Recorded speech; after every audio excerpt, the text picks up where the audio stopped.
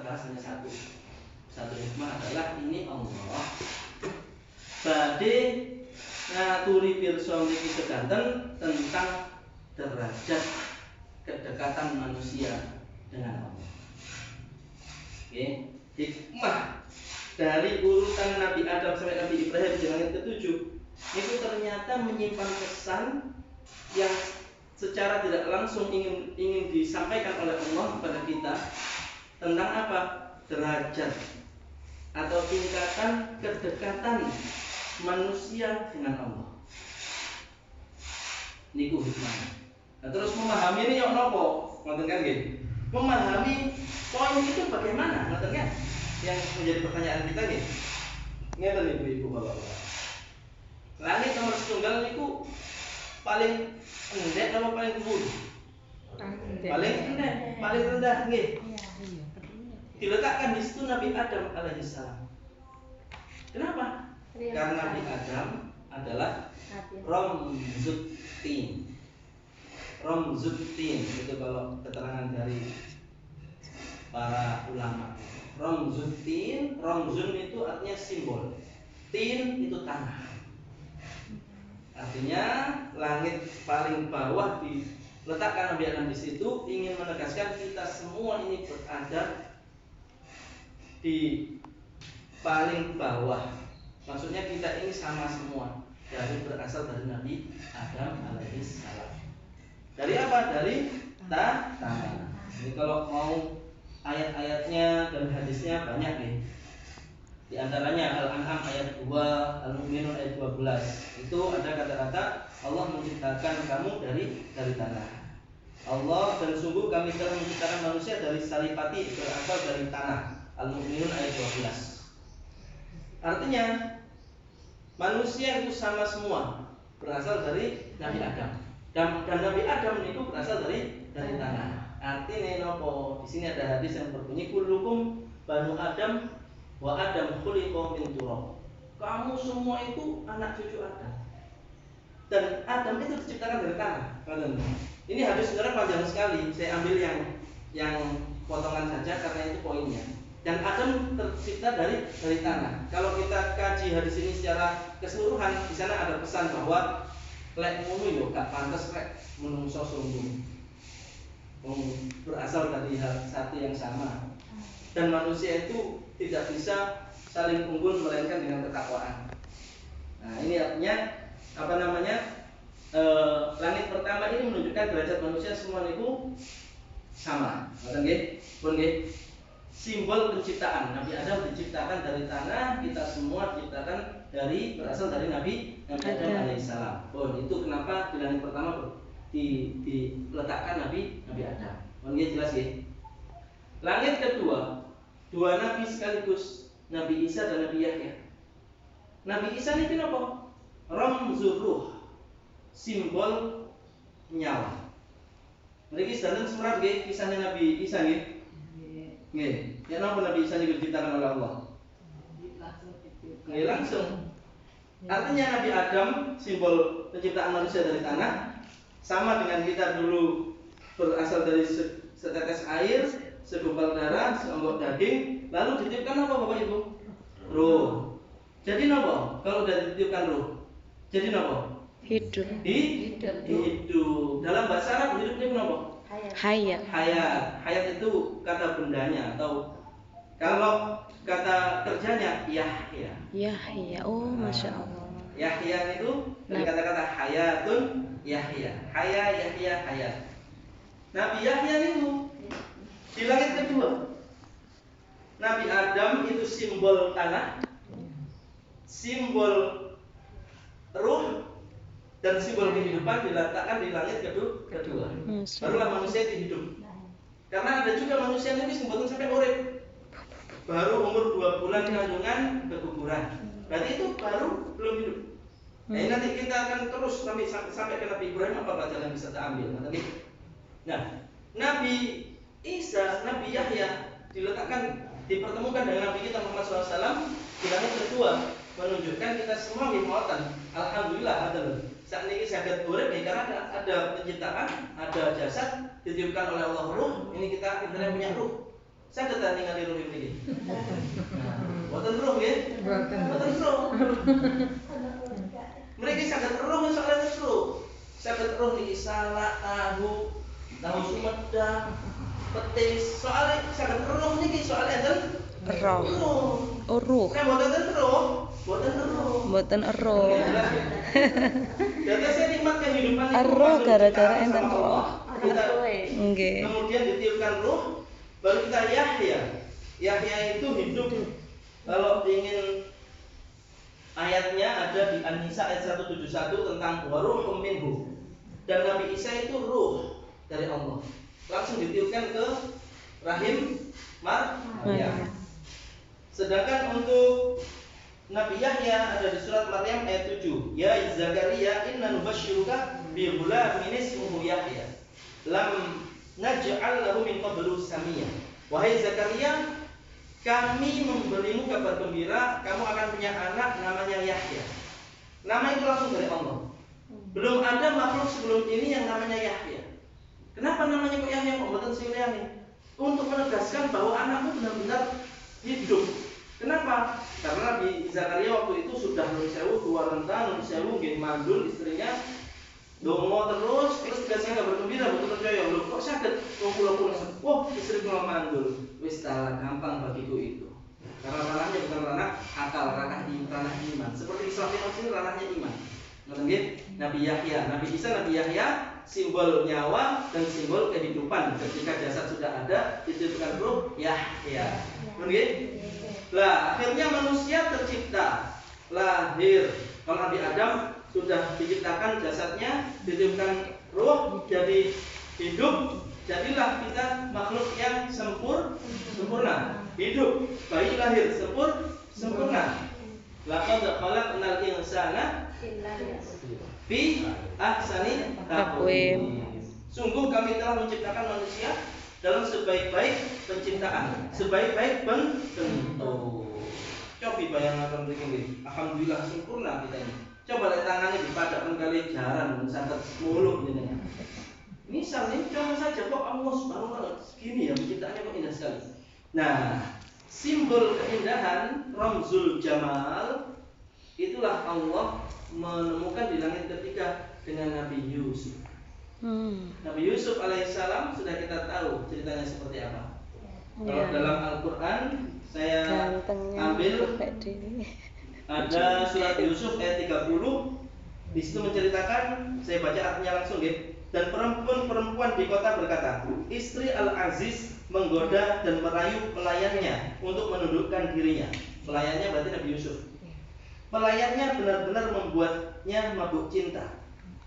Loh, berarti saking mempelai ini Nabi Yusuf. Nah, itulah kenapa di langit nomor 3 dipertemukan Nabi Yusuf Ramzul Jamal. Simbol keindahan penciptaan manusia itu, nggih.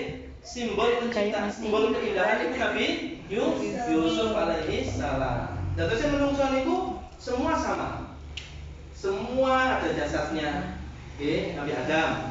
Semua ada ruhnya Nabi Isa. Semua akhirnya hidup dengan hidupkannya ruh itu. Nabi Yahya. Lahir sempurna, penciptaan indah Nabi Yusuf. Nggih. Sampai di sini manusia insyaallah masih sama derajatnya. Nah, yang membedakan adalah langit keempat. Wow. Langit keempat ditemukan kali sinten wau? Keempat Nabi Idris alaihi salam. Nabi Idris niki Bapak Ibu nggih. Ramzul ilmi. Kedudukan yang menunjukkan ilmu. Masyaallah. Nah, terus ingat dulu, manusia itu aslinya podo sampai langit ketiga ini sama semua. Kalau mau derajatnya lebih tinggi sampai langit keempat, berarti harus punya ilmu. Berilmu.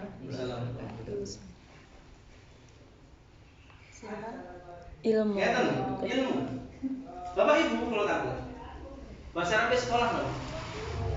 Madrasah. Madrasah ini asal akar katanya dari darosah. Dal roksin. Darosah, darsun itu pelajaran atau ilmu. tiang ingkang gemar belajar disebut Idris. Masya Allah. Jadi madrasah, darosah, Idris. Idris sosok yang gemar belajar, gemar mencari ilmu.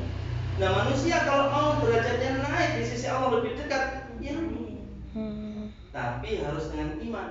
Lek tiang ilmu mawon boten disertai iman, ilmu nih didamel minjui. Nah, Ilmu nih didamel itu yang banyak terjadi. harus disertai iman.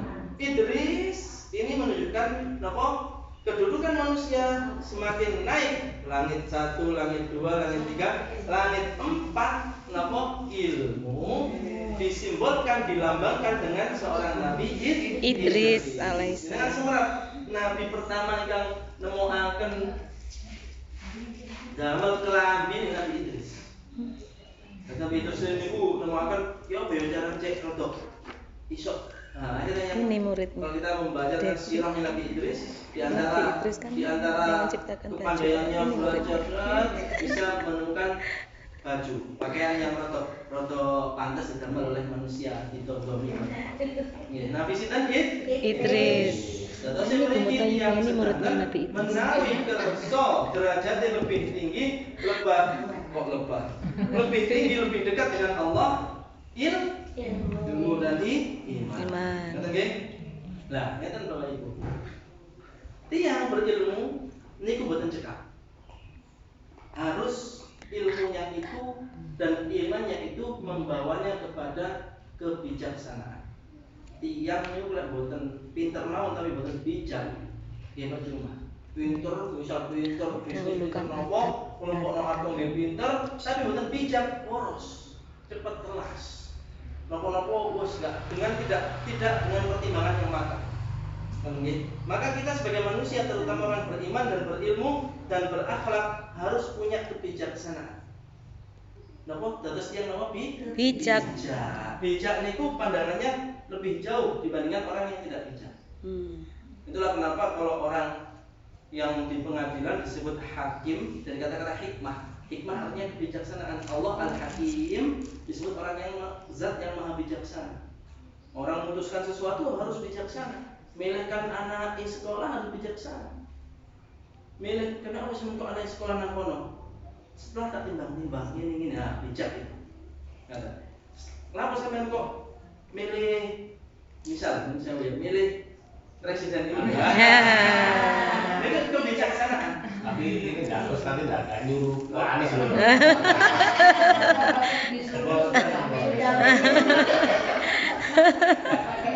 Pesan terus. Nah, kebijaksanaan Pesan yang bijaksana. Kalau seseorang berilmu kemudian memiliki kebijaksanaan, maka nanti dia lebih derajatnya, kedudukannya, ya dengan menawi memasrahkan sesuatu atau ingin konsultasi dengan seseorang, apakah angger uang atau milih yang kelihatan mungkin kita ini mau bijaksana, nggih? Memilih. Terus ngoten. Nah, kebijaksanaan itu disimbolkan oleh Allah Subhanahu wa taala dengan seorang nabi di langit kelima, yaitu Nabi Harun. Nabi Harun nabi yang bijaksana. Nabi yang kalau berretorika itu lebih fasih dibandingkan Nabi Musa alaihissalam. Sehingga di dalam surat Al-Qasas ayat 34 Allah berfirman yang artinya, dan saudaraku Harun, dia lebih fasih lidahnya daripada aku, maka utuslah dia bersamaku sebagai pembantuku untuk membenarkan perkataanku. Sungguh aku takut mereka akan mendustakanku. Nabi Musa sampai nyuwun kepada Allah agar ketika berdakwah ke Fir'aun itu ditemani Nabi Harun. Nabi Harun ini orang yang bijaksana. Ramzul hikmah, simbol kebijaksanaan oleh Allah ditampilkan seorang nabi bernama Nabi Harun. Nah, di sini Allah niku ingin mriki mboten hanya menjadi seonggok daging yang melampah hanya ada napa? Mek urip ana nyawone urip. Dan punya keindahan dan fisik yang sempurna mawon, tapi harus punya ilmu. Nabi Idris gemar belajar, gemar mencari ilmu. Madrasah niku Idris, nggih. Nah, Allah mboten purun mriki cukup berilmu saja harus punya kebijaksanaan. Bijaksanaan. Naik lagi derajatnya. Jadi ibaratkan langit kelima kan, luwih dhuwur semakin hari semakin bijak, semakin matang. Bijaksana. Semakin matang. Kejiwaannya, karakternya, sikapnya, sifatnya. Nah, lalu kemudian apa? Ketika seseorang sudah memiliki kebijaksanaan, punya ilmu, punya kebijaksanaan, itu nanti dia akan siap menjadi sosok yang lebih dekat dan mudah ingat Allah, mudah lebih pintar untuk bersyukur. Dan kalau Allah sudah memberi kebijaksanaan pada seseorang, nanti diberi kebaikan yang sangat luas, seperti yang difirmankan oleh Allah di Al-Baqarah 269, yu'til hikmata may yasha wa may yu'tal hikmata faqad utiya khairan katsira, yang artinya dia, yaitu Allah, memberikan hikmah kepada siapa yang dia kehendaki. Hikmah itu apa? Kebijaksanaan. Barang siapa diberi hikmah, sesungguhnya dia telah diberi kebaikan yang banyak. Wa ma yadzakkaru illa ulul albab, dan tidak ada yang dapat mengambil pelajaran kecuali orang-orang yang mempunyai akal sehat. Nah, terus akal sehat lek boten diramu dengan ilmu dan iman, boten melahirkan kebijaksanaan. Ini kenapa di akhir ayat disebutkan ketika ayat tentang hikmah itu, dan tidak ada orang yang bisa mengambil pelajaran kecuali memiliki akal sehat. Nah, pelajaran itu banyak. Allah menghadirkan Nabi dan Rasul itu juga memberi pelajaran. Nabi Rasul dan ada, sekarang ada penerusnya ya para ulama. Terus ternyata manusia sudah tidak digubris, akhirnya Allah menyuruh makhluk-makhluknya yang lain untuk memberi peringatan biar manusia mengambil pelajaran. Napa makhluknya Allah yang lain itu dikata? Gunung, buldos, lapindo, buldos, banyu, banjir. Ini kan peringatan sedanten. Biar orang yang bijaksana itu mengambil pelajaran, sehingga dia apa? Dia akhirnya memiliki jiwa yang senantiasa mudah syukur, mudah mawas diri, mudah terus ingat Allah dan berkomunikasi dengan Allah. Titik-titik ya Allah. Bahkan minum air gelek sangat nelan enak itu. Ya Allah. Alhamdulillah. Kok segar? Itu kalau orang tidak bijak tidak bisa. Itu kenapa ada seseorang di dalam Al-Quran namanya dijadikan nama surat, padahal beliau bukan seorang nabi, yaitu Luqman. Luqman itu nama aslinya, punya gelar Al-Hakim, disebut Luqmanul Hakim. Sanes Luqmanul Hakim Saifuddin, mantan Menteri Agama. Luqman Hakim niku orang soleh, punya hikmah. Walaqad ataina Luqmanal hikmata an yashkur lillah. Wa may yashkur fa inna ma yashkuru nafsihi niku. Sungguh kami telah memberikan Luqman itu kebijaksanaan. Napa bentuk kebijaksanaan Luqman itu? Anishkurillah. Dia itu sering memberi nasihat orang lain, syukur Gusti Allah. Barang siapa syukur, balik teng awake dhewe kebaikannya itu. Nah, tiang yang sudah seperti ini Bapak Ibu, sudah punya makom atau kedudukan atau derajat yang bijaksana, sering ingat Allah, sering napa-napa bahal Gusti Allah, bermunajat, berinteraksi. Wah, pokoknya terus Bapak suami itu berarti sudah naik level. Nah, levelnya langit ke-6. Nabi Musa niku ramzul kalam. Simbol Nabi yang sering langsung interaksi dengan Allah, dialog dengan Allah tanpa perantaraan malaikat Jibril. Itu Nabi Musa alaihissalam. Jadi ada ayatnya di surat Al-Baqarah. Sebentar.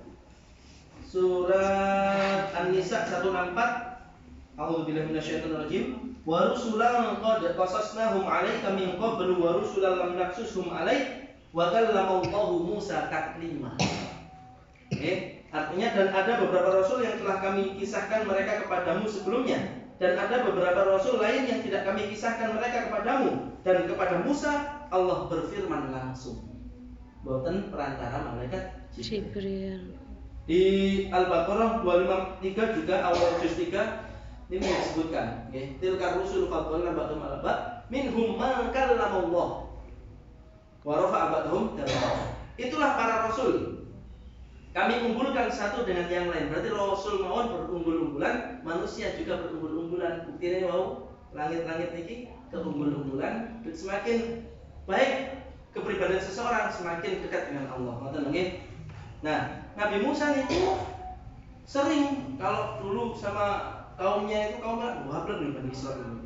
Tapi di Nabi Musa itu nggih suwayang kali Bani Israil. Titik-titik nyuwun napa disunaken. Di antaranya niku ngeten. Wa itqala wa idistasqa Musa liqaumihi faqulna drib bi'asaka al-hajar. Ketika Bani Israil kekurangan minum, nyuwun teng Nabi ini. Tolong sampean jalurna Gusti Allah. Banyu kita kekeringan. Ya Musa langsung ya Allah. Niki lho lari-lari nyuwun tuyo ya napa niki. Akhirnya ya wis iku waktu keperluan. Faqulna drib bi'asaka al-hajar. Das fanfajarat minhu sanata asyata aina. Qad alima kullu unasin masyrabahum. Akhirnya terpancar dari 12 mata air itu, dari satu batu itu 12 mata air. Disebut uyun Musa. Mata air Nabi Musa di Mesir masih ada itu, tinggal 9 tadi. Terpancar 12 mata air. Saat ini kantun 9. Soalnya kalau nanti alhamdulillah nanti berikut ya. Pas rekreasi napak tilas. Kalau di sini kan sering ada ziarah nopo ngoten nggih. Kalau di sini kan ziarah Wali Songo, di sana ziarah para nabi. Masya Allah. Pulau nanti yang nopo ke Bukit Sinai. Bukit Sinai itu tempat Nabi Musa menerima wahyu. Pun mendaki gunung pulau. Sebelum ke Bukit Sinai ada makamnya Nabi Soleh. Nabi Soleh yang punya mukjizat unta keluar dari batu itu. Terus ada uyun Musa, mata air Nabi Musa yang 12 di Al-Baqarah ada itu tinggal 9. Sing 3 pun keurup lemah. Lho niku Nabi Musa karena dekat dengan Allah, berinteraksi dengan Allah, hal yang mustahil bisa terjadi. Lah waktu saged memancarkan tuyul kan mustahil terbukti. Jenengan di mau terang. Kecuali teng cangar mriki jenengan lewat nggih sret watu-watu metu banyune niku subhanallah. Nggih. Nah nggih sampai di Al-Baqarah 74 itu digambarkan atine menungso iku ana sing luwih atas timbang watu. Padahal watu sing atas ngono lho iso ngetokno banyu. Masuk iki ngetokno banyu. Banyune saiki pundi? Ya air mata. Deling Gusti Allah koyo ngono akeh peringatan-peringatan. Yo gak bergeming, gak berubah jiwanya gak sebenarnya kayak itu. Nah ini kan kalah oleh watu. Ya Allah. Nonton di Al-Baqarah 74 nih. Nonton nggih? Nah, kalau kita makom kita, derajat kita semakin hari semakin meninggi, nanti kita itu akan sampai di makom yang digambarkan oleh Allah di langit ke-6. Nabi Musa itu sering bermunajat pada Allah, takwanya kuat, syariatnya kuat, akidahnya lurus, akhlaknya baik, hal-hal yang di luar nalar terjadi. Karena kelahiran ya Allah, mudahkan aku ya Allah, aku lupa ini sekolah, wis gampang urusan. Amin. Sebenarnya Nabi Musa alaihissalam umatnya sing dablek mau nunggu dipani, mosok iki sing mboten dablek umat ini. Umatnya kurang dablek napa niku? Jadi kan Presiden Indonesia. Terus kayak kenapa niku kok 12 mata air ini sambil cerita karena sekalian cerita Nabi Musa. Kenapa kok 12 mata air? Karena Bani Israil kaumnya Nabi Musa niku terdiri dari 12 suku, 12 kabilah. Supados boten royokan.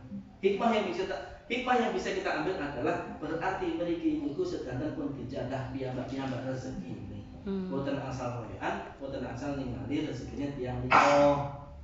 Ini kan fangfajarat min husnata asyata aina. Dipancarkan oleh Allah dari batu yang dipukul oleh Nabi Musa dengan tongkatnya itu 12 mata air. Qad alima kullu unasin masyrabahum. Setiap suku mengetahui di mata airnya dewe-dewe. Dan kita juga harus ngerti iki mata air itu.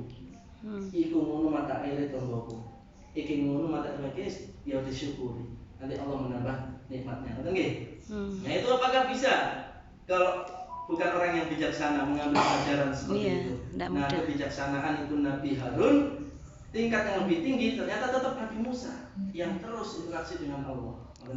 Nah kalau tiang pun sakit kados ngoten nanti sama Allah naikkan derajatnya ke derajat maqamul khullah.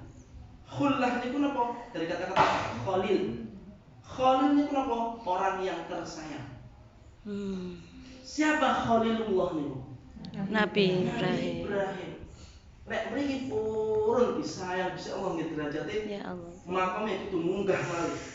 Supados saged menempati derajat khullah. Nggih. Nabi Ibrahim niku sosok yang sangat disayang oleh Allah. Diletakkan di langit ke-7 sebagai simbol bagi kita umatnya kudu iso melakoni agama Nabi Ibrahim alaihissalam seperti yang difirmankan oleh Allah di ayat 125 surat An-Nisa. A'udzubillahi minasyaitonir rajim. Bismillahirrahmanirrahim. Wa man ahsanu dinan mimman aslama wajhahu An-Nisa lillah 125. wa huwa muhsin wattaba'a millata Ibrahim hanifa wattakhadallahu Ibrahim khalila. Allah saat ini. Dan siapakah yang lebih baik agamanya daripada orang yang dengan ikhlas berserah diri kepada Allah sedang dia mengerjakan kebaikan dan mengikuti agama Ibrahim yang lurus, dan Allah telah memilih Ibrahim menjadi kesayangannya. Jadi makom atau kedudukan tertinggi bagi seorang manusia kita ini adalah kedudukan orang yang disayang oleh Allah. Harus melewati tadi kita semua sama. Lihat yang mungkin gak ada ilmu, mungkin gak ada iman, gitu derajatnya dua langit terbawah, tiga langit terbawah. Gak ada fisik, gak ada nyawa, gak ada keindahan bentuk, tapi mungkin gak ada ilmu, mungkin gak ada kebijaksanaan, mungkin gak ada kedekatan dengan Allah. Yuk nopo disayang Gusti Allah. Mboten nggih. Lah, pun sampai langit ketujuh niki. Tibain mboten berhenti di situ. Ada yang lebih tinggi, Sidratul Muntaha. Rasul. Hanya Nabi Muhammad SAW yang sampai di sana. Makom apa itu? Kedudukan apa itu? Mahabbah. Masya Allah. Ini itu cinta, Mau kekasih. katanya, Kalau tadi kan kesayangan. Nabi Muhammad itu disebut Habibullah, yang dicintai, yang dikasihi Allah, terkasih Allah. Berarti kalau kita bisa mengikuti Nabi Muhammad SAW, akidahnya, syariatnya, akhlaknya, nanti berarti kita dekat dengan Allah. Kita mengikuti langkahnya Rasulullah, nanti dicintai sama Allah seperti janji Allah di surat Ali Imran 31 berbunyi, artinya langsung ngomong, katakanlah Muhammad, jika kamu mencintai Allah, ikutilah aku.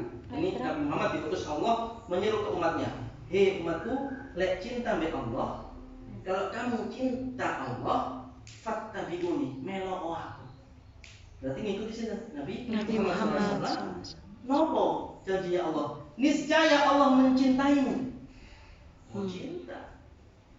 Allah mencintaimu dan mengampuni dosa-dosamu. Allah Maha Pengampun, Maha Penyayang. Ternyata di atas langit ketujuh masih ada Sidratul Muntaha ketika Rasulullah menerima wahyu langsung dari Allah tanpa perantara malaikat Jibril. Berarti tetap kalah Nabi Musa dengan Nabi kita Muhammad SAW. Langsung pernah menerima perintah sholat. Dengan begitu akhirnya Nabi Muhammad menyampaikan pada umatnya sholat 5 waktu. Inilah simbol kedekatan kita dengan Tuhan, terutama ketika sujud. Sujud kok sampai ping kalih niku ping nopo? Kalau tanggung Bapak Ibu. Dan dengan misal ketemu konco, disenggol misal bundake dikeprok. Wah, kok telak mboten urip ta? Biasa ta nggih? Misal dipraktekkan.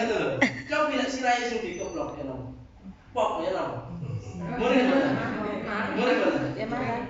Berarti kan ini yang paling utama, paling kita hormati. Lah kalau Gusti Allah terus dilumut tanggane sikil. Masya Allah. Yang nopo niku kok sampai 2 kali. Ketika satu rakaat 2 kali sujud.